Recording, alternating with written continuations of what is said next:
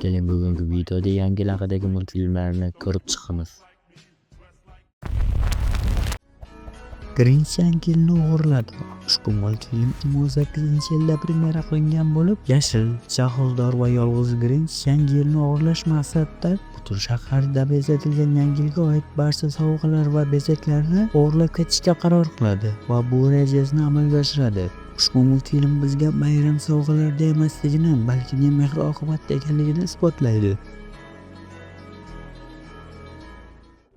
Здрасте, Джаспер Йоханссон, почтальон. Qorbobo Klaus ushbu multfilm 2019-yilda premyera qilingan bo'lib, dangasa pochta xodimi Jasper sovuq shahar Smirensburgga jo'natiladi. U yerda pochtachi Klaus ismli shaxs bilan tanishadi. Klaus yog'ochlardan turli xil o'yinchoqlarni yasashga qiziqadi. Klaus va Jasper birgalikda yangi yil oqshomida bolalarga Klaus yozgan o'yinchoqlarni tarqatishadi. Ushbu multfilm Santa Claus afsonasining eng go'zal talqinidir.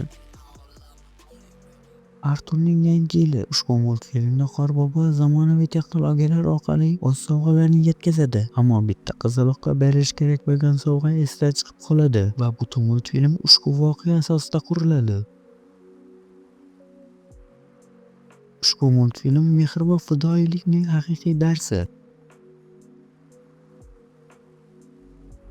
Sehrli poyezd ushbu multfilm 2004-yilda premyera qilingan bo'lib, ushbu multfilm grafikasi yangi yil shukuhini berishga emas, balki doqorlarga ham o'xshab ketadi. Yangi yil arafasida bir bola sehrli poyezdga chiqadi. Ushbu poyezd to'g'ridan to'g'ri shimoliy qutbga Qorboboning huzuriga olib boradi va butun boshli voqea ushbu bola atrofida qurilgan. Bola avvalo Qorboboga ishonmas edi.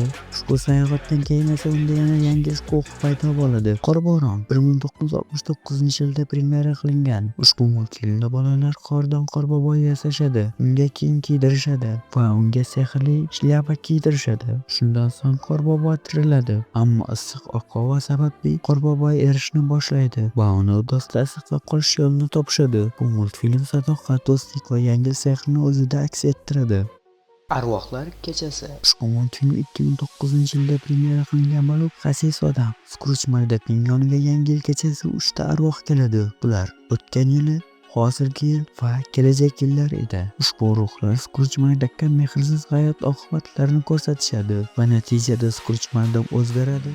Mickey Mouse yangi yil ushbu multfilm 1983-yilda premyera qilingan.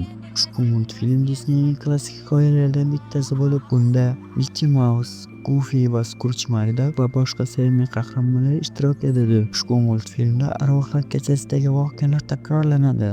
Ammo ushbu talqinda Disneyning klassik qahramonlari, ya'ni Mickey Mouse, Goofy va Skruj Makdaklar klassik uslubda, ya'ni bizga tanish bo'lgan ko'rinishda ko'rsatilgan. Keling, ushbu videodagi aktyorga qarang, men sizga keyingi videoda haqiqiy nostalgiya tuyg'usini his qildira oladigan multfilmlarni jamlab sizga ko'rsataman.